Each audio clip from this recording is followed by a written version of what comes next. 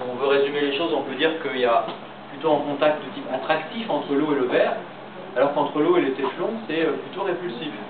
Hein, donc on va avoir ici une ligne de raccordement un raccordement qui ne sera pas du tout le même. Alors vous voyez que là, ça dépend donc de la nature du solide, ici, hein, pour un même liquide. Hein. Et puis, ici, pour un même solide, ben, ça peut aussi dépendre de la nature du liquide. Hein, donc vous voyez que si je compare par exemple sur du téflon, de l'alcool, de l'éthanol et de l'eau, eh je vais avoir aussi des différences. Hein, donc il y a vraiment la nature du liquide et la nature du solide qui vont entrer en compte ici, dans ce cas-là. Alors, j'ai représenté ça de manière plus détaillée, par exemple dans un cas qui ressemble plutôt à celui-là. Hein. Voilà.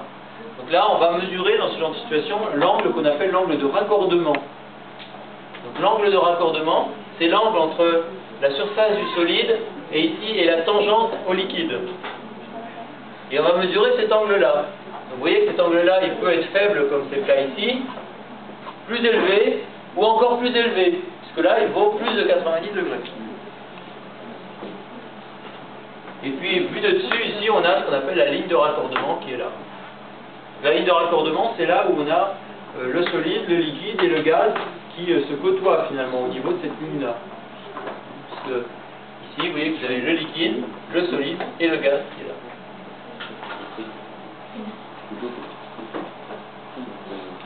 Alors, on utilise des techniques comme ça pour mesurer les gammas